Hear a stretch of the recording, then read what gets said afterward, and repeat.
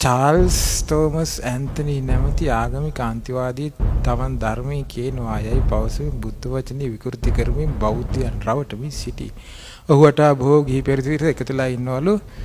ඇයි කියලා අහන බෞද්ධයන් මේකට අහුවෙන්නේ. ඒ බෞද්ධයන්ගේ තිසරණේ නැතිකම. තිසරණේ තිබ්බා නම් මිනිස්සුන්ට ශ්‍රද්ධාවක් තිබ්බා නම් මොකද්ද කරන්නේ? මිනිස්සු බලනවා මට බණ කියන කෙනා ශ්‍රද්ධාවන්තයෙක්ද? ශ්‍රද්ධාව නැති කෙනෙකුට ශ්‍රද්ධාවක් උපදින්න පුළුවන්ද? එහෙනම් ඒ කියන එක්කෙනා ඒ ආගම අතෑරලා බෞද්ධයෙක් වෙන්න බෑ ඉස්සෙල්ලා.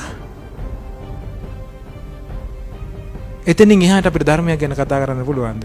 එයා බුදුරජාණන් වහන්සේ සරණ යන්නේ නැතුව අපිට කියනවා බුදුරජාණන් වහන්සේ සරණ ඵලයන් කියලා. හරියයිද එතකොට?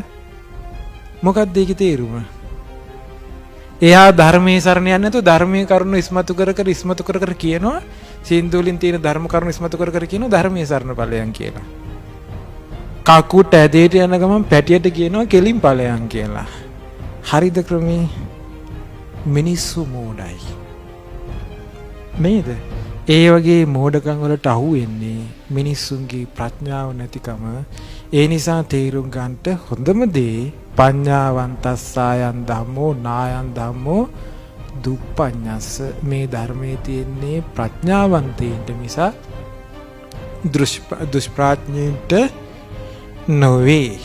ඒ නිසා මේ ප්‍රඥාවෝනේ මිනිස්සුන්ට ප්‍රඥාව වගේ පේනේම තියෙන්න පුළුවන්. මෙයා කියන කරුණු හරි සාධාරණයි කිය පේන්න පුළුවන්. ප්‍රඥාව නෙමෙයි. ධර්මී කියලා කියන්නේ ඊට ඉක්මවා කී එක. එයා සෝතාපන්න වෙන්නේ කොහොමද? කියන කෙනා සෝතාපන්න වෙන්නේ කොහොමද? එයාට බුදුරජාණන් වහන්සේ කිරි අවිච්ඡප්පසාදයක් ඇති වෙයිද? බුදුරජාණන් සරණ යන්නේ නැතුව.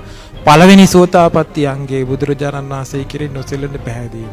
අන්‍යාගමික කෙනෙක් එහෙම උපදීද? භාගතුන් වහන්සේගේ දේශනාවේ තියෙන්නේ අන්‍යාගමික කිසි කෙනෙක් කල්ප 90ක් ආපස්සට බලලා භාගතුන් වහන්සේ වදාලා අන්‍යාගමික කිසි කෙනෙක් සුගතිය උපන්නේ නැහැ කියලා. එයා සුගතිය උපදින පාරක නැතුව අනික් අය කොහොම සුගතිය උපදවන්න පාරක කියන්නේ? නේ? ඒ නිසා ඒකට අපිට නුවණ තියෙන්න ඕනේ, ප්‍රඥාව තියෙන්න